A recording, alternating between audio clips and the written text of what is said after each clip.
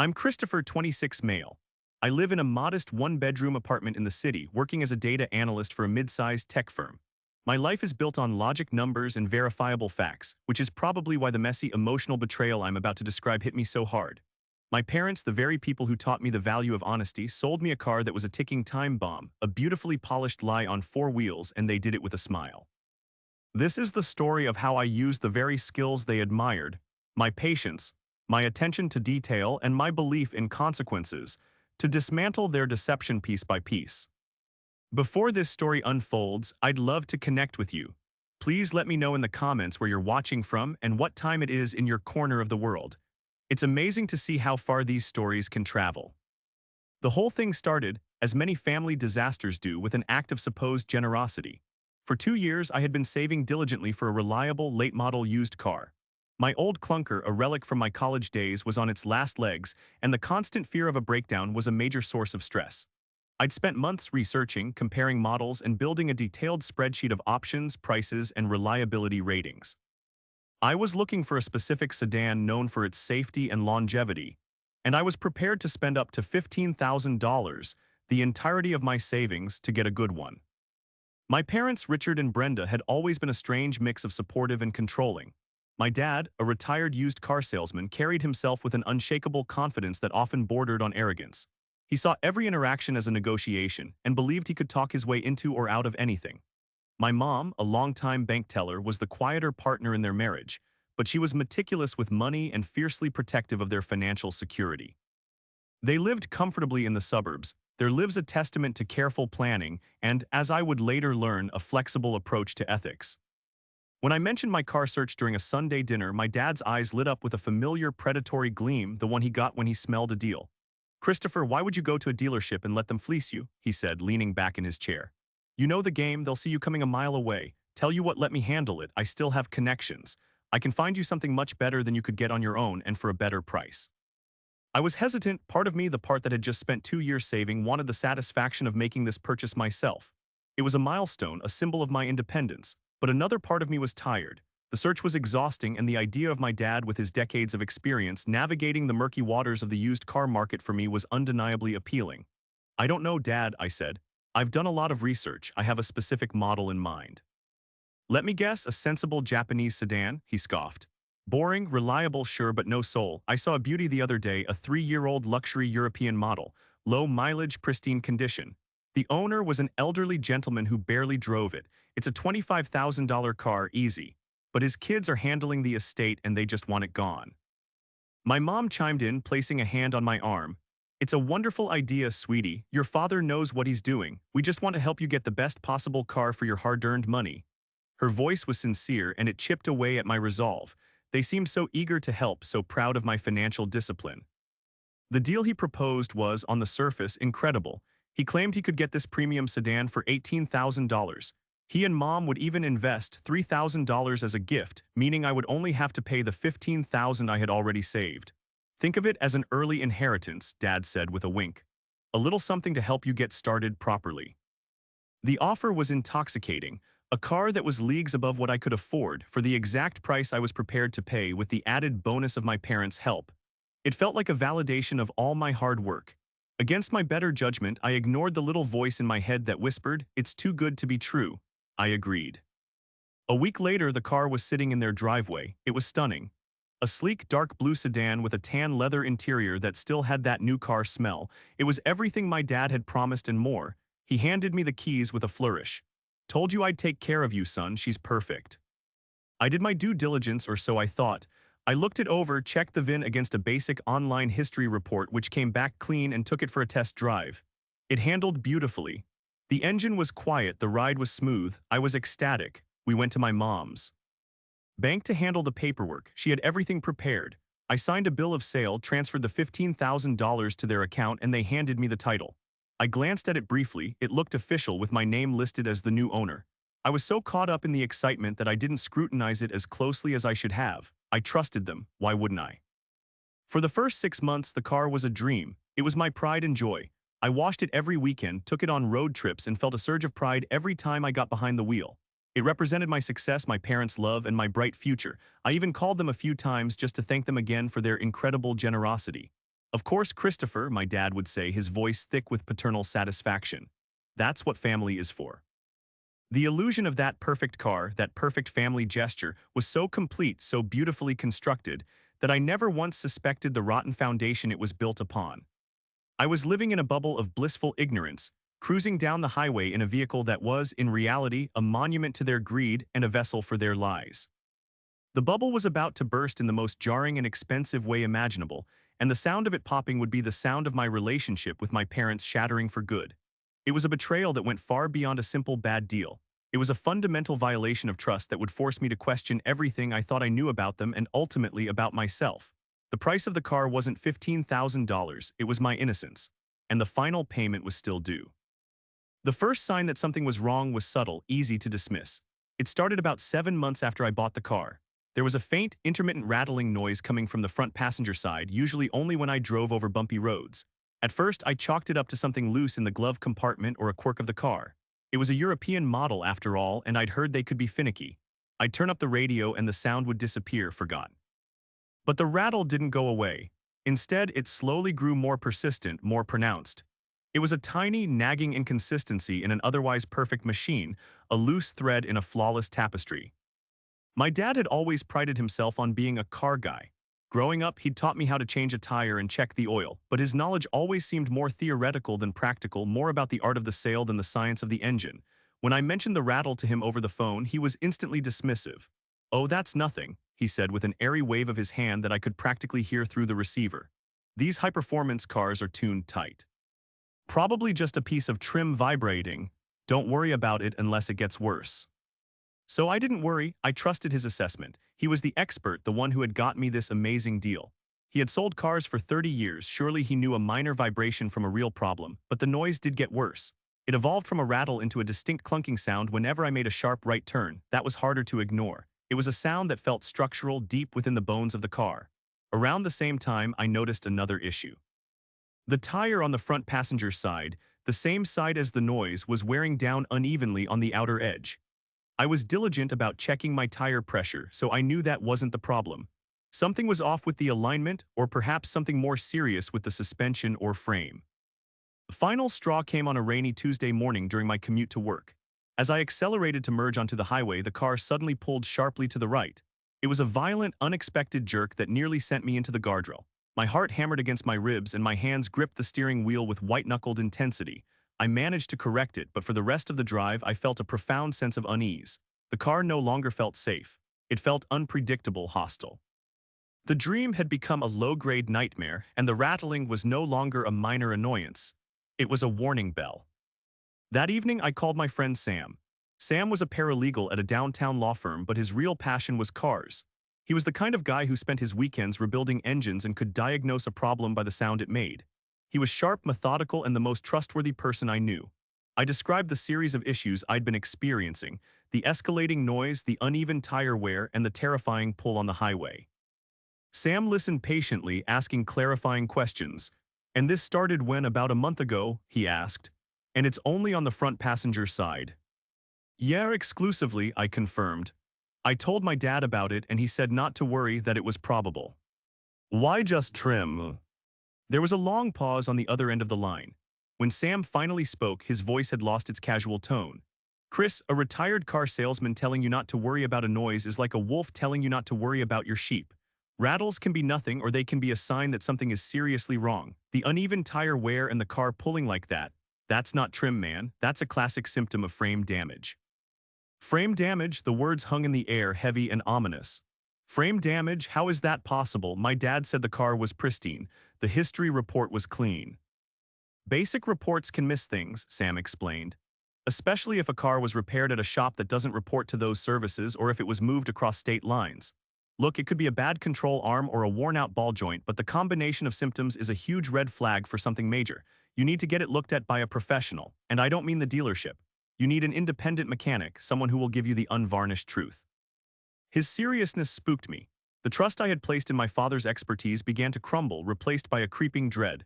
Sam recommended a specialty shop on the other side of town, a place known for its diagnostic prowess and its brutal honesty. The owner, a man named David Chen, was a legend among local car enthusiasts for his ability to uncover hidden problems. I called the next morning and made an appointment, a knot of anxiety tightening in my stomach. As I drove to the appointment a few days later, the car felt different. Every little sound, every vibration seemed magnified. The smooth, luxurious ride that had once filled me with pride now felt like a charade. I was hyper-aware of the slight pull to the right, the subtle clunk on turns. It was like I had suddenly learned a new language, the language of a damaged machine, and my car was screaming that it was hurt. The trust I had in my parents was still largely intact, but a hairline crack had formed.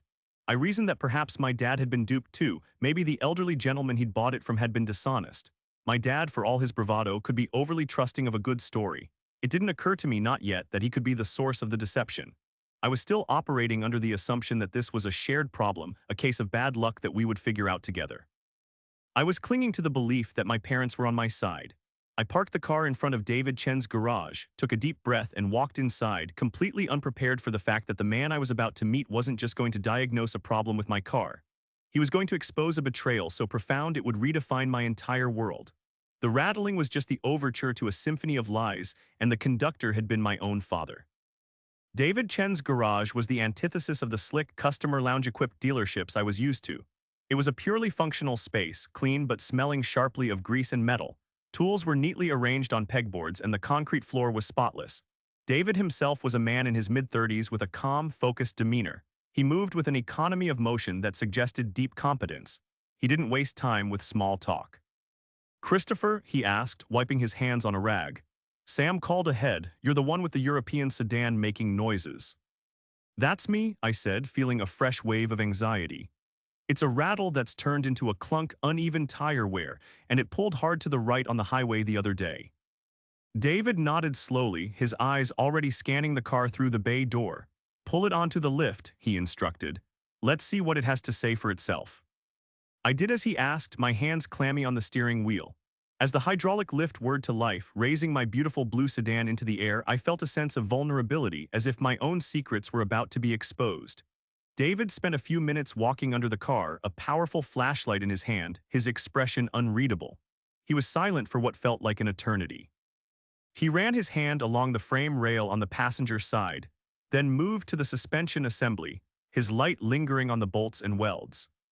Finally, he lowered the lift, walked over to his workbench, and let out a long, weary sigh.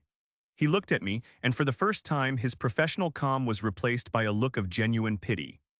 "Son," he began, and the word choice immediately set off alarms in my head. "There's no easy way to say this. Your car has been in a very serious accident, a front-end collision on the passenger side, and it was a bad one." The air rushed out of my lungs. "What? No, that's impossible. The history report was clean. My dad bought it from the original owner. It was pristine." David shook his head sadly. "History reports are a starting point, not th. Whole story. I'm not looking at a report, I'm looking at the metal. Come here, I'll show you." He led me back under the car, which he'd raised a few feet off the ground. He pointed his flashlight at the subframe. "You see this weld right here," he said, tracing a slightly messy, uneven line of fused metal. "That's not factory. A factory weld is clean, robotic, perfect. This was done by hand, and not by a very skilled hand either. They've tried to cover it up with undercoating, but you can't hide this kind of work from someone who knows what to look for." He moved the light to the control arm. "This is a brand new aftermarket part, but look at where it connects to the frame. See these stress marks in the metal around the bolts? See how this mounting point isn't quite straight? This whole section has been bent and crudely pulled back into shape. This is what's causing your alignment issues and the uneven tire wear. The geometry of your car is fundamentally compromised." My head was spinning. It was like he was speaking a foreign language, but the meaning was terrifyingly clear. "The rattling you're hearing," he continued, his voice grim, "is likely from the strut tower up top.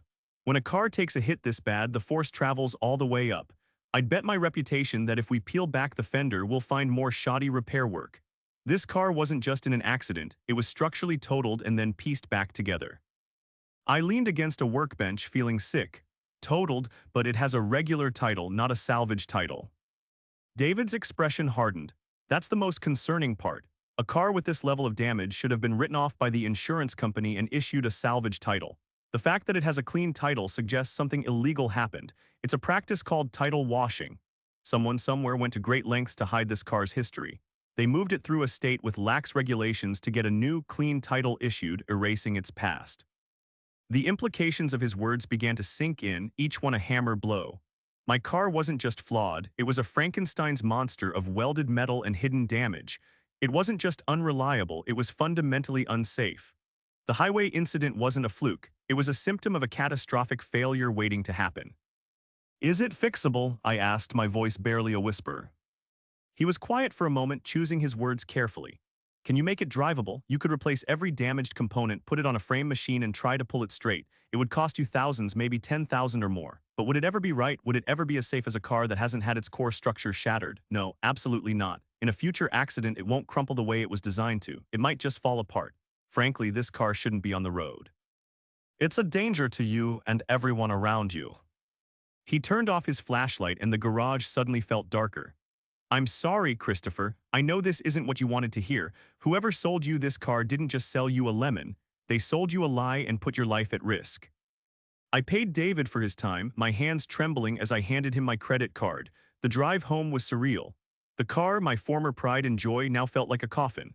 The quiet hum of the engine sounded menacing, and the little clunk on right turns felt like a death rattle. The sleek blue paint seemed like a cheap costume hiding a grotesque secret. My dad's words echoed in my mind. Pristine condition. A beauty. I'll take care of you, son. The pieces were starting to click into place, forming a picture I didn't want to see. My father wasn't just a car salesman, he was a used car salesman. He knew the tricks of the trade, he knew how to spot damage, and more importantly, he knew how to hide it. He knew about title washing. Could he have been duped? Maybe. But the alternative, the sickening possibility that he had knowingly and willfully sold me a death trap to make a quick buck, began to take root in my mind.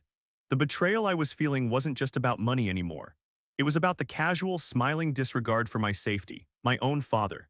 The mechanic's verdict wasn't just about my car, it was an indictment of my family, and the trial was just beginning. When I got back to my apartment, I couldn't sit still. The sense of violation was a physical thing, a cold, heavy knot in my stomach.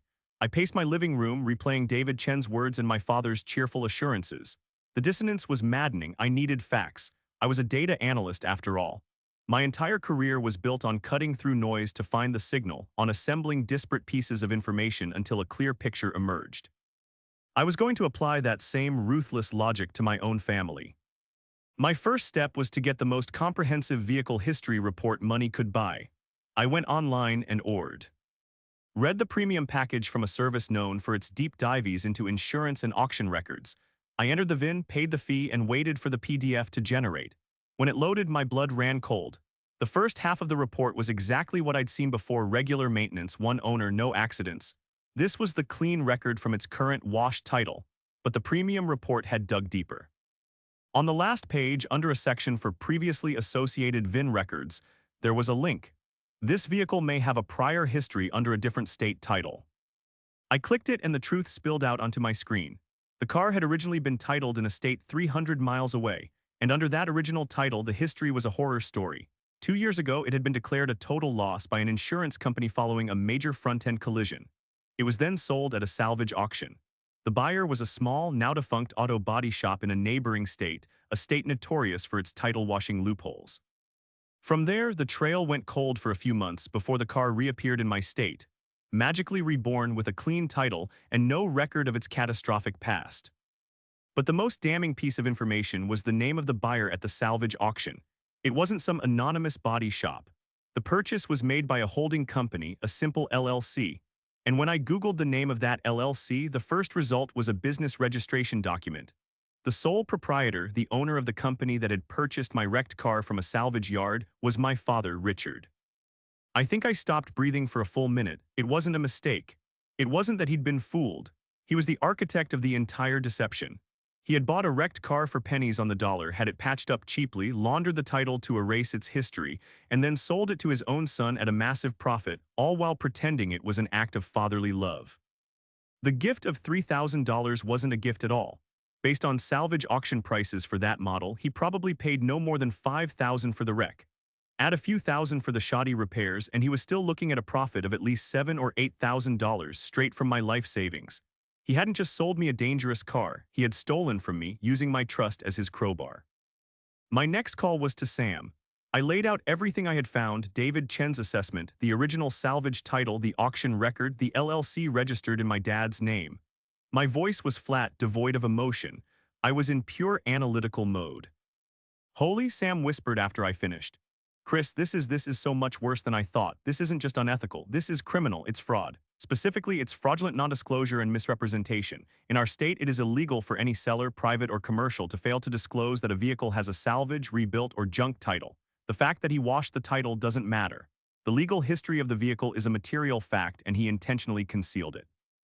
So what can I do? I asked, the first spark of cold anger beginning to burn through the shock.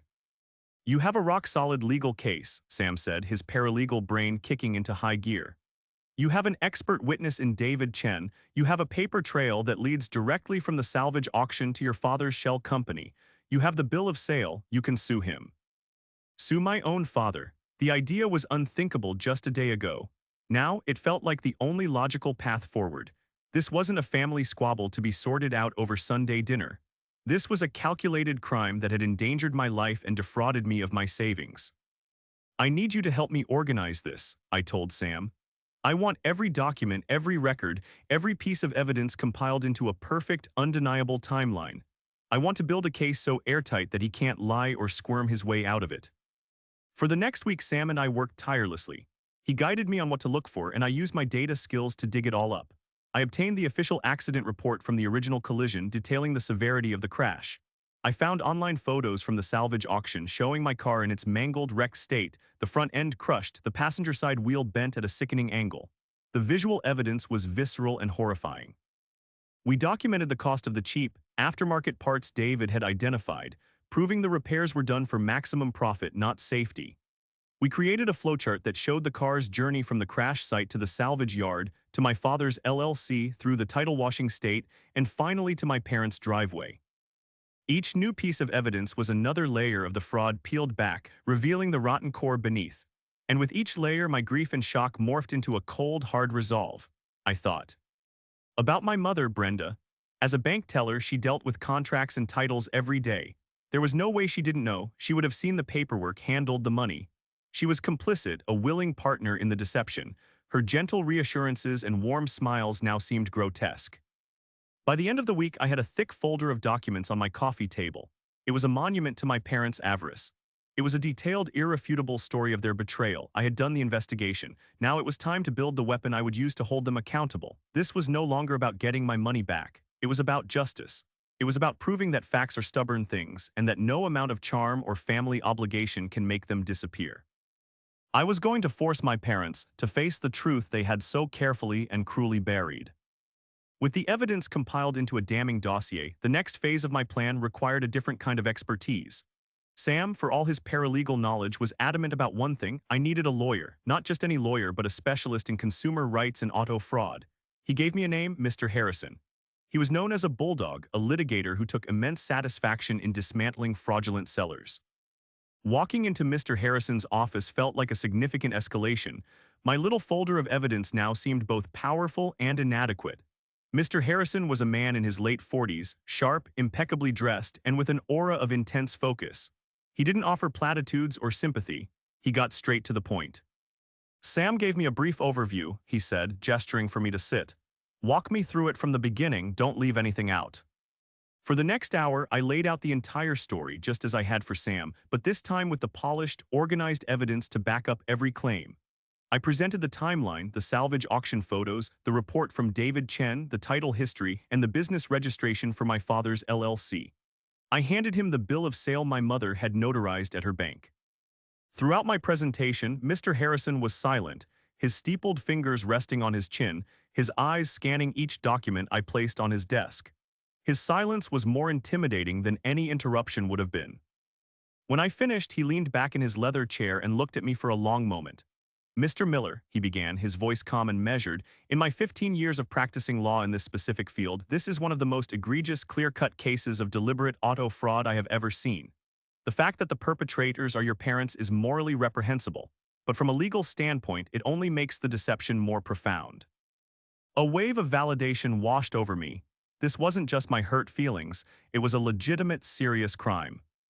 Here is what we are going to do, he continued, shifting into a tone of command. We will file a civil suit against your parents, Richard and Brenda Miller, as well as the LLC. We will be suing for multiple damages. First, rescission of the contract. This means the sale is voided and they must return your full purchase price of $15,000. Second, we will sue for compensatory damages. This includes the cost of the inspection, legal fees, and the cost of a rental car while this is sorted out. Third, and most importantly, we will be suing for punitive damages. He paused for effect. Punitive damages are designed to punish the defendant for malicious or fraudulent behavior and to deter others from doing the same. Given the calculated nature of this fraud and the blatant disregard for your safety, I believe a jury would be very inclined to award a significant amount. We are talking about a sum that could be 2 to 3 times the value of the car. He outlined the process. The first step was to send a formal demand letter. This would officially state our claims, present a summary of the evidence, and give my parents an opportunity to settle the matter out of court. They will have 2 options, Mr. Harrison explained. They can meet our demands, which will be a full refund plus an additional amount for damages and fees, or they can refuse, at which point we immediately file the lawsuit and begin the discovery process, which will be far more invasive and expensive for them. The idea of a demand letter felt right. It was a final, formal opportunity for them to do the right thing before I brought the full weight of the legal system down on them. It was a warning shot. Over the next few days, Mr. Harrison's office drafted the letter. It was a masterpiece of legal precision, a cold, factual document that laid out their fraud in inescapable detail. It cited the specific state statutes they had violated regarding the disclosure of a salvage title. It included copies of the key pieces of evidence: the auction receipt with my father's LLC, the mechanic's report, and the origina. Salvage title history. The letter demanded the return of my $15,000 plus an additional $5,000 to cover my expenses and as a preliminary settlement for the fraud for a total of $20,000. It gave them 10 business days to respond. While the letter was being prepared, I took another crucial step. I bought a cheap, reliable used car from a reputable dealer, the kind of boring, sensible sedan I'd been looking for in the first place. It cost me $5,000, which I had to put on a credit card, but the peace of mind was priceless. I parked the blue sedan, the monument to my parents' betrayal, in my apartment's parking garage and covered it with a tarp. I couldn't stand to look at it, let alone drive it. It was no longer a car to me, it was evidence. Exhibit A. The day the demand letter was sent via certified mail, a strange calm settled over me. The emotional turmoil of the past few weeks had solidified into a sense of purpose. I had done everything right. I had uncovered the truth, gathered the evidence, and sought professional counsel. The ball was now in their court. I had given them a clear, legally binding path to redemption. They could acknowledge their wrongdoing, make me whole, and we could begin the long, arduous process of figuring out what, if anything, was left of our family. Or they could do what they had done from the start: lie, deny, and double down. I didn't call them, I didn't text them. I waited. The 10 days stretched on, an eternity of silence. I knew the certified mail had been delivered and signed for. They had read the letter. They had seen the evidence. They knew that I knew everything. Their silence was their answer. It was a final, breathtaking act of arrogance. They were calling my bluff. They didn't believe their son, the quiet, agreeable boy they had raised, would actually follow through. They had made their choice. And in doing so, they had made mine for me. The calm before the storm was over. On the 11th business day, with no response from my parents, I called Mr. Harrison. "They're ignoring it," I said, my voice tight with a mixture of disappointment and grim resolve. "They didn't even call." "I'm not surprised," Mr. Harrison replied calmly. "People like your father who build their lives on manipulation often believe they are untouchable. They think family ties will shield them from consequences. They are mistaken." He paused. "I've already prepared the court filing. I just needed your final confirmation. Are we proceeding with the lawsuit?" There was no hesitation. "Yes," I said, "file it." The lawsuit was officially filed the next day. The defendants were Richard Miller, Brenda Miller, and the LLC. The charges were fraud, fraudulent misrepresentation, and breach of contract. The demand was for the full $15,000 plus compensatory and punitive damages to be determined by the court. The legal machine had started to grind, and there was no turning back. The next step in the process was to have my parents formally served with the lawsuit. This is not done by mail. A neutral third party, a process server, has to physically hand them the legal papers. This public, undeniable delivery of the consequences was a key part of the plan. I wanted them to understand in no uncertain terms that this was real. This was happening. I knew their routine. Every Saturday morning, they went to the same upscale cafe for breakfast. They would sit at the same table by the window, my dad reading the paper, my mom doing a crossword puzzle. It was a ritual of suburban tranquility, a performance of their perfect, orderly life. I decided that this was where they needed to be confronted with the reality of their actions. I paid extra for a specific time and location for the service. That Saturday morning, I sat in my car in a parking lot across the street from the cafe. I felt like a spy in my own life, watching a scene I could no longer be a part of. I saw their car pull up. I watched them get out, my father in his weekend polo shirt, my mother with her favorite handbag. They looked happy, carefree, completely oblivious to the storm that was about to break over their heads. They went inside and took their usual table. A few minutes later, a nondescript man in a simple jacket walked into the cafe, the process server. He approached their table, and even from across the street, I could see the moment of confusion on my parents' faces. He said something to my father, who initially waved him away with an annoyed gesture. The server was persistent. He placed a thick manila envelope on their table. I could imagine his words, polite but firm: "Richard Miller, you have been served. Brenda Miller, you have been served." The transformation was immediate. My father's confident posture deflated. He snatched the envelope, his face turning a blotchy red as he ripped it open and scanned the first page. My mother's hand flew to her mouth, her eyes wide with shock and horror. The peaceful Saturday morning ritual was shattered. Heads were turning at other tables. The public nature of the service was having its intended effect. This wasn't a private family matter anymore. It was a public legal dispute.